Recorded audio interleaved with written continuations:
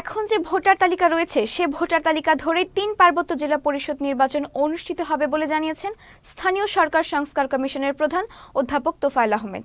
তিনি আরও বলেন, জেলা পরিষদ আইনে যা আছে সে আইন অনুযায়ী জেলা পরিষদ নির্বাচন অনুষ্ঠিত হবে, পৃথক কোনো তালিকা করা হবে না।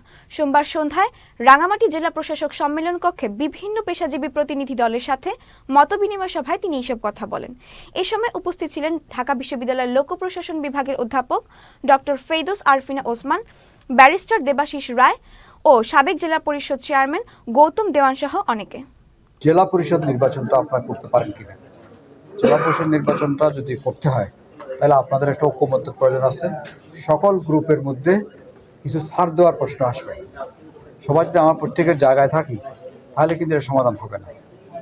আর এটা যদি সমাধান না হয়, নির্বাচন যদি না হয়, তাহলে 89 সালে নির্বাচন হয়েছে, এখন কত বছর গেল, তাহলে আরও যদি যায় এটার বৈধতা হারিয়ে ফেলবে। পৃথক তালিকা, এটা নির্বাচন কমিশনের যে আইন আছে, নির্বাচন কমিশনকে পৃথক তালিকা করা সম্ভব হবে না।